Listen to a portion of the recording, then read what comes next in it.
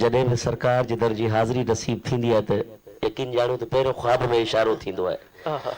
जॾहिं वो कंहिंखे इशारो थींदो आहे पोइ उन दिल जी तर्जुमानी इहा हूंदी आहे, दूर होने को है अब ये दूरी, क्या बात है। उनके दरबार होगी हुजूरी, ख्वाब में मुझको आका के दर से हाजिरी के इशारे हुए हैं। ये नात भी अहिड़ी तरफ़ सां लिखियल आहे उस्मान भाई। जी जी ही नात जेका असांजो दोस्त आहे प्यारो ओबावड़ो सिंध मां गुलाम अब्बास सुल्तानी साहब, अल्लाह ताला उनजे इश्क में बरकत अता फरमाए। ॾाढी मोहब्बत सां उन नात लिखी आहे जी जी ऐं जहिड़ी मोहब्बत सां वरी अवांजे नंढड़नि अवांजे बचड़नि पढ़ी आहे, अल्लाह पाक उनखे बि हाज़िरी नसीब फरमाए।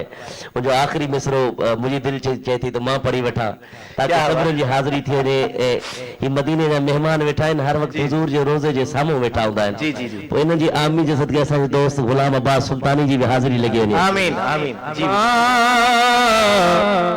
अब्बास ॾाढो मौलास आया, वेठो रखो बसे आस आया।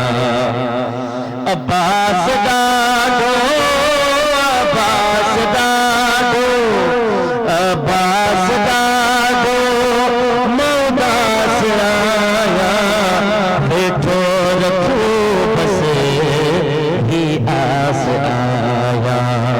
कदे लगी कश्ती किनारे दागो मदीनो दागो मदीनो जल्दी दिखारे साल मौला मुझवा गुवारे साल मौला। आमीन या रब्बल आलमीन। आमीन आमीन आमीन। इनायत भाई हिकिड़ो ॿी ॻाल्हि, जॾहिं तव्हां मदीने वियो, जॾहिं पहिरियां तव्हांजी नज़र आका जे शहर ते पई त छा कैफ़ियत हुई? किबला उहा कैफ़ियत हिते बयान नथी करे सघिजे। इन पहिरीं दफ़ा इंसान मदीने वेंदो आहे पोइ हिकु यकीन न ईंदो आहे ख्वाब आहे या हक़ीक़त आहे। क्या बात है ना। पोइ आला हज़रत जे फरमाया न, हरम की ज़मीं और कदम रख के चलना, अरे सर का मौका है ए जाने वाले। पोइ दिलि चवंदी आहे त उते अखियुनि जे भर घुमजे, सर जे भर घुमजे। मदीने जी छा ॻाल्हि कजे। हज़रत ख्वाजा गुलाम फरीद रहमतुल्लाह अलैह जी कोट मिठनि जा सूफ़ी बुज़ुर्ग आहिनि। साईं जन हिकु दफ़ो जॾहिं मदीने विया पोइ मदीने जी गलियुनि में घुमंदा हुआ साईं, त मतां कंहिं गली में सरकार जा कदम मुबारक लॻल हुजनि त उतां मुंहिंजो गुज़र थी वञे, उनजे सदके महिरबानी थी वञे।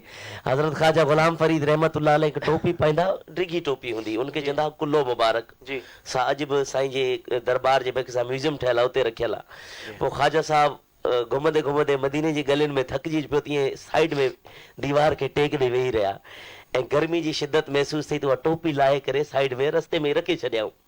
त मदीने जा नंढड़ा ॿार ईअं रांदि पिया खेॾनि, खेॾंदे खेॾंदे जॾहिं वेझो जो आयो ॾिठो त ही अजीब क़िस्म जी टोपी आहे, डिघी टोपी आहे। क्या बात है। वो अरब ॿार हुआ, उहा टोपी खणी करे हिक ॿिए खे ॾियणु लॻा, ही टोपी ॾिसो कहिड़ी आहे, ही टोपी कहिड़ी आहे। साईं खां बिना पुछे त ख्वाजा गुलाम फरीद जूं अखिड़ियूं भरिजी आयूं ऐं सजदा शुक्र उते ई अदा करे चयूं, मेरा मौला तेरा शुक्र है मदीने दे बच्चियां को फरीद दी कोई चीज ते पसंद आई, कोई चीज ते पसंद आई। क्या बात है, क्या तो आशिकन जो मिजाज कुछ और हूंदो आहे, उहा कैफियत कुछ और हूंदी आहे। बस अल्लाह पाक हर मुसलमान खे जॾहिं नसीब कंदो त उहा कैफियत उते महसूस थींदी त मदीने जी हाज़िरी जो छा कमाल आहे। चलो इहा त कैफियत उहा हुई जॾहिं दिक़त तव्हां मदीने में इन थियो। वरी जॾहिं रुख़सती थी, अल्लाह अकबर अल्लाह अकबर अल्लाह अकबर, उहो छा मंज़र हुयो? ये ॾाढो ॾुखियो मंज़र हूंदो आहे किबला। पोइ कंहिं आशिक चयो त इंसान खे अगरि इहा उमेद न हुजे जो मां मथां मदीने दोबारा न अचां, इहा उमेद न हुजे न त इंसान मदीने खां निकिरण वक़्तु मरी वञे।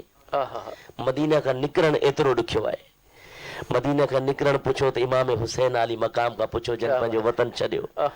अल्लाह ताला हर मुसलमान खे बसि इन उमेद ते निकिरण जी हिम्मत ॾींदो आहे जो वरी सरकार करम कंदो मदीने वापसि अचिबो। कमली वाला गया रब सल्लम गुनगुना।